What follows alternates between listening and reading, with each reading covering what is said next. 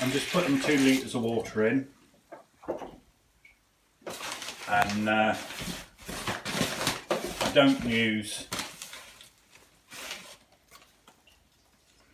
a paddle mixer for this. I just use the bucket trowel, and I just add the mixture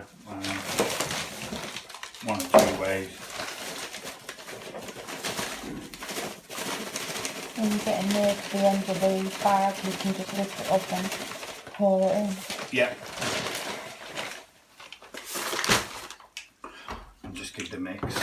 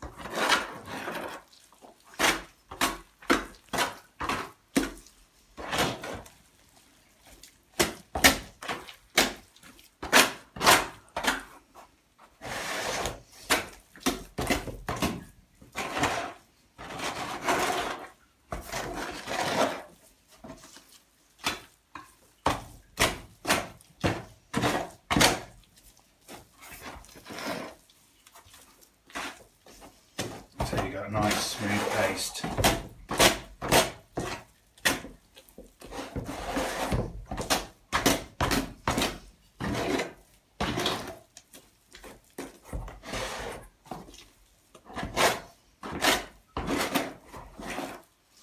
Okay, so it's quite a nice thick consistency, almost sticking to, well, it's sticking to the trowel.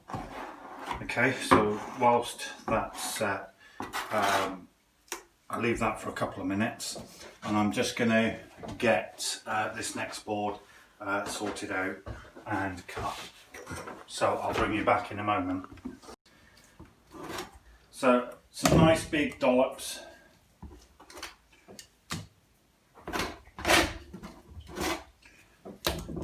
Might seem like a lot of mix to do up for the last of the boards, but actually I do still need a little more adhesive.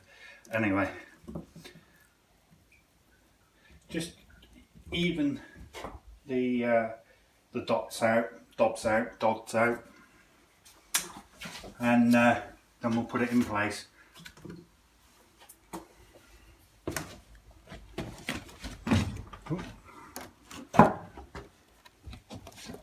So put it in place, push it over as close to the window as possible, and again just tap it, bang it as much as you can, and then just wipe your finger up against any spillage. Okay.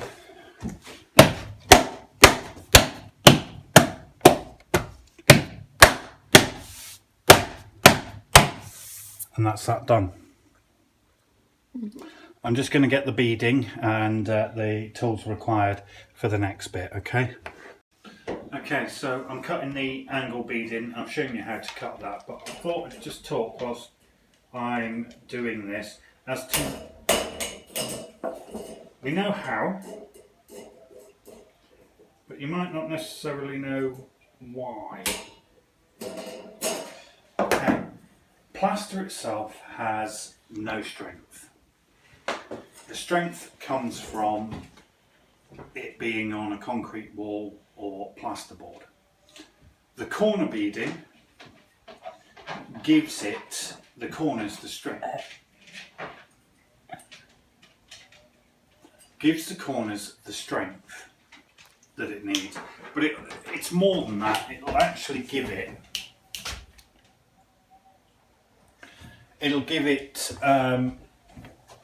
a nice neat edge as well. Now I could go fancy and put a nice angle in here, but you know, a 45 degree to bring that one down. There's no need for that. And on this occasion, I know I've shown you around other places me putting it on with the nails. On this occasion, because there's nowhere to fix it here, I came up with just using some of the leftover board adhesive, and all I do here is literally just scrape some along.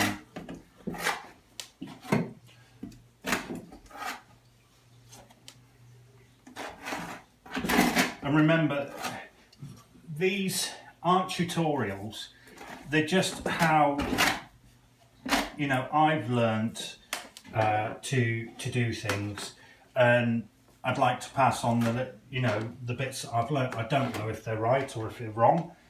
You know, if they're wrong, then I apologise. But it's just the way that, you know, I've been able to do things and other people have shown me. Alex Howard. Yeah. Shit.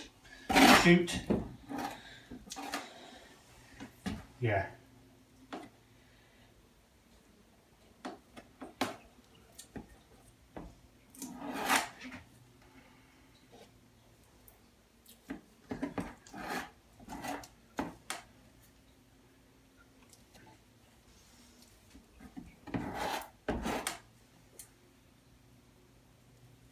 Need that much on, do you? Right. There is a reason that's there. So all I do then is push it in, okay, and it will hold itself in place. I do apologise about the door. And then all I do is I come Little back. troubles here in the shower. Yeah, you wouldn't think that she doesn't like the shower. No, but she loves the beach. Anyway, more to the point. Back to the point, yes. So I'm just scraping away the excess because it's not needed. Okay.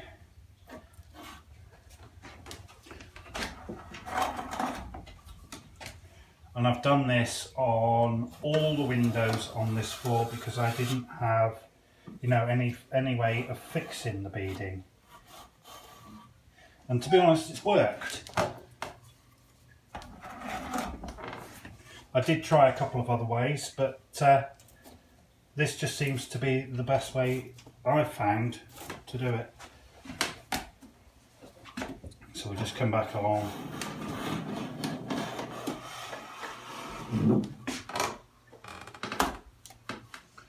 And where necessary, just, you know, pull it out.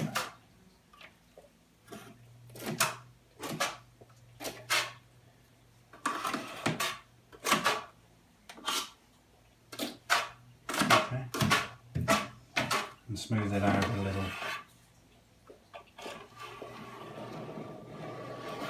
Okay. That'll then get filled out as we plaster, but it just leaves a neat edge ready. So, like I was saying, and I'll just get the next one ready. Like I was saying, the beading just gives it strength and prevents chipping on the corners.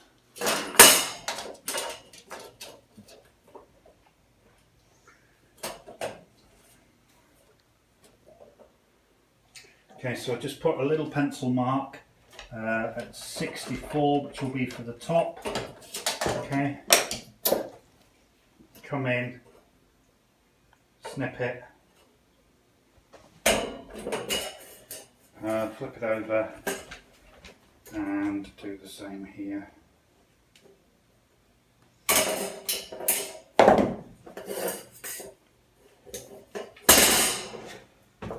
And then this one here will just fit in at the top here quite nicely.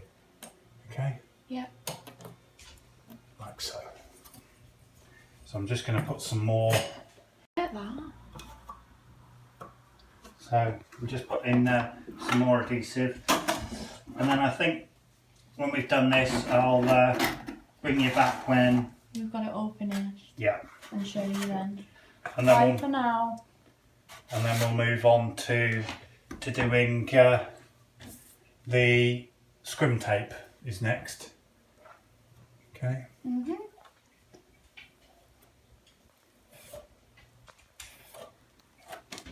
Okay, so I'll see you in a minute.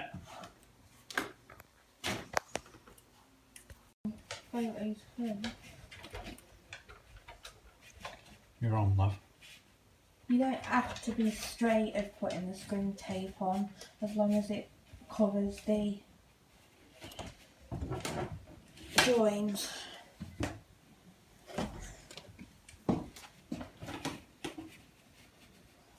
Needs to be both sides, doesn't it? Yeah. It's just easier for plastering, so the plaster doesn't go through the join.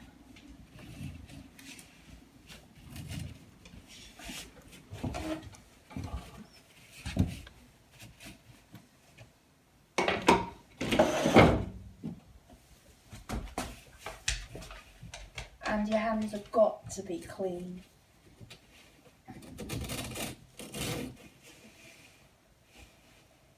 Yeah, try when you're doing it to make sure your hands are dust free and as little grease on them as you possibly can, because you'll find then that the scrim tape will stick better. Well, the other thing you'll notice is this morning we did a lot of dusty work, but we've cleaned up and made sure that the whole of the land in the area that we're working in is dust free. Dust really affects the scrim tape. Another tip, don't leave the scrim tape in a window. Yeah, if it dries it up. Yes, we've had a couple of rolls that have dried up and haven't, you know, worked. But anyway, let me just show you. I've put the corner beads in now. Sorry, the sunlight's right in it. And what I'm going to do now is put you on time lapse and we'll go from there. Okay, so I'll see you in a bit.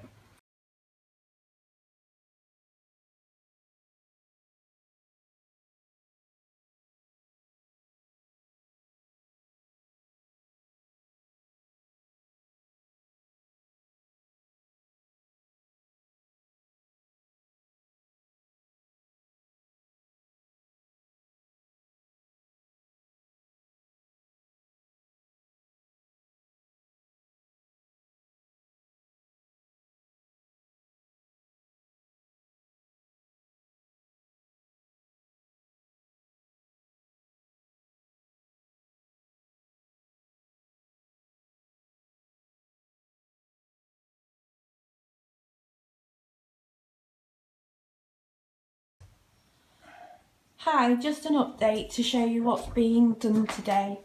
Alex has completed this window with the plasterboard and beading. We put the screen tape all on the walls ready for plastering tomorrow, as you can see. And like I showed you, Alex has finished the cubby cupboards, as I call them, where the water tank is, and Alex is just putting the rest of the beading round that window. As you can see, it's all completed up the stairs there. So, hi and welcome back to Home Renovations, as Alex is starting the next door. Okay, so I just wanted to do a little demonstration with the stop beading. Why am I using stop beading over the corner beading? Well, this doorway we've had to overlap the board over the door frame. So a corner beading would be absolutely no use. You know, you use corner beading around an external corner. There's no external corner here. So the alternative is to use the stop beading. And the way I like to do it, and especially with the shorter pieces, now I'm going to put a piece up the top here, is I put it up here, roughly where I'm going to put it,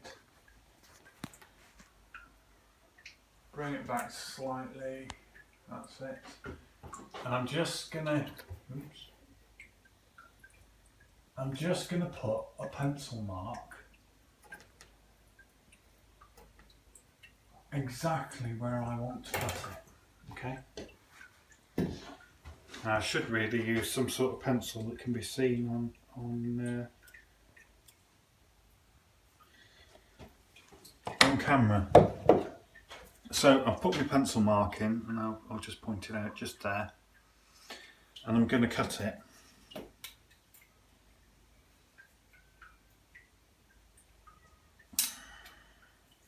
Oh, that's fine. And I'm just using a pair of tin snips for this.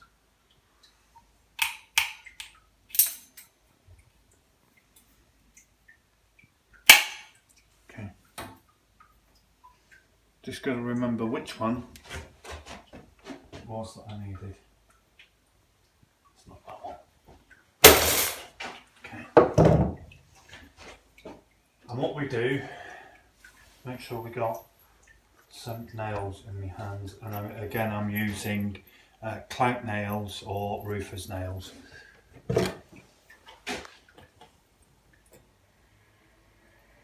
It's got to be that one.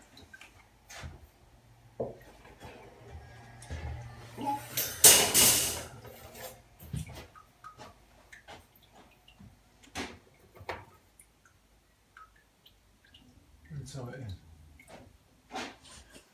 Right, what I like to do is just make sure I'm coming down about 2 mil below the plasterboard, only a little bit. I think that just gives a nicer, neater edge. And I put my first nail in the centre. Okay. And then I work my way across to far end and put another nail in, and I'm using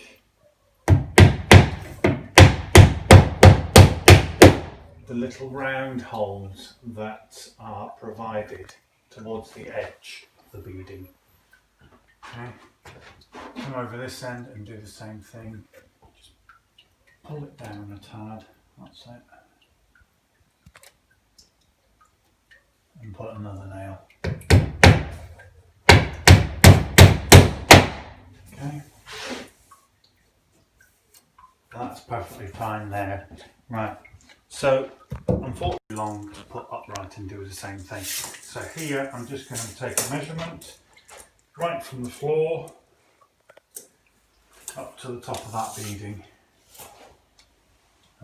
which is 1995.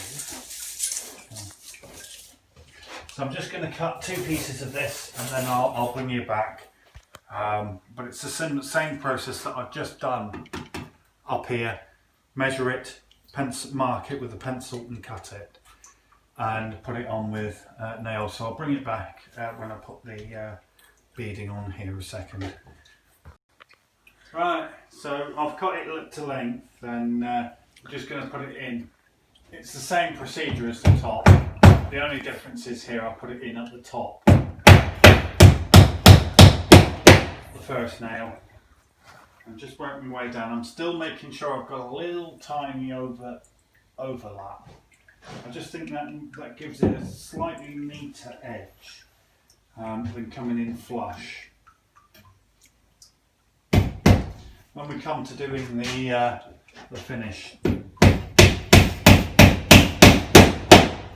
the finished carpentry, then I'll talk about what we're going to do with this edge.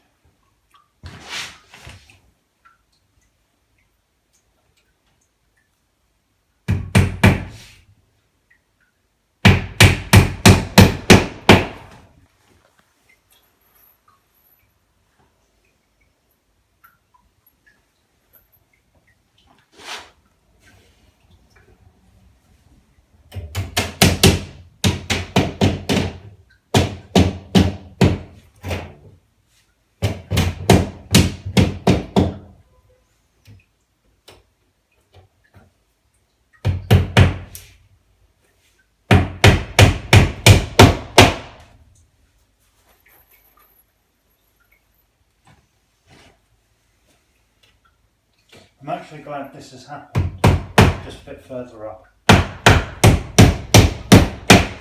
What I'm going to do is just get Zoe to come in here. Second. Okay, can you see how this piece of beading has bowed? Yeah.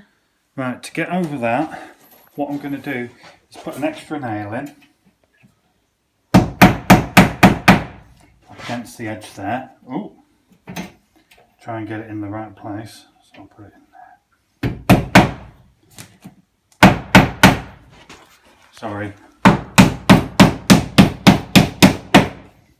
Okay, so that's just taken that little bit of bow out. What's happened here, so it's moved from being up here to down here. What I'm going to do there, take another nail, but do you see how on the edge of, or on this beading, you've got two elongated holes as well as a round hole. So, well, you've got more than two, but you've got elongated holes and you've got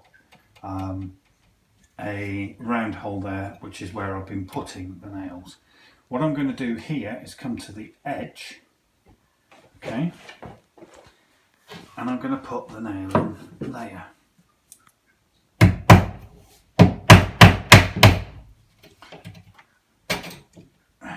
And if that happens, don't worry about it, okay, because sometimes it does. Just come over to the next hole, just beside it.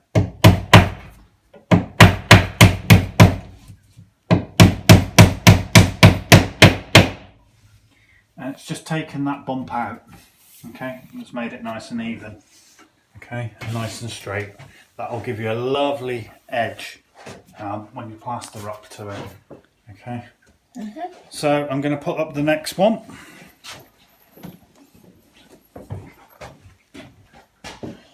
And that'll be that door complete. Ooh.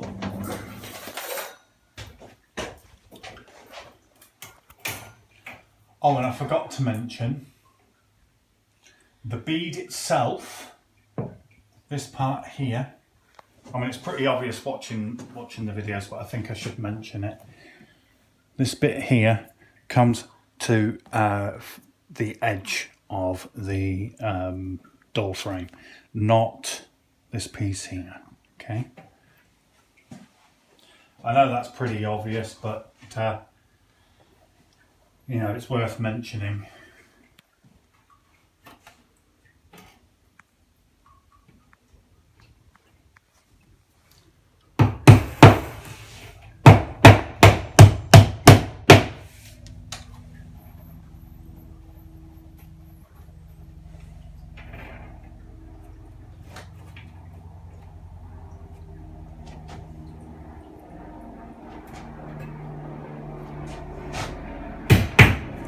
And typical, as we're recording, the RAF go over the top.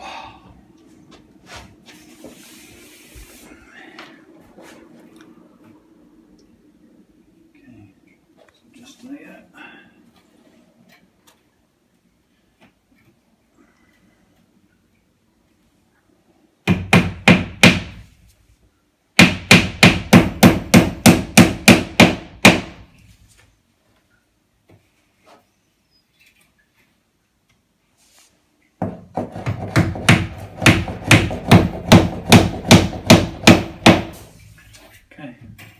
So we've got a bow here, going to deal with that.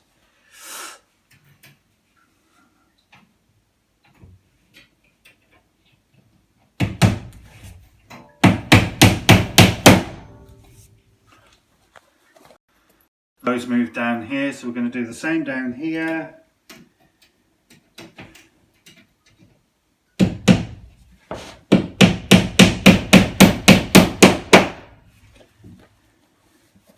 And the final bit just down here.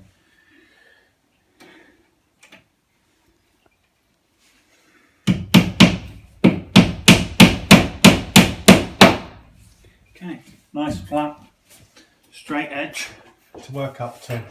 Oh, And we've You've got a bow up at the top. here. And we're going to do the same here. You might have to put another one in there. Okay. And here, I think.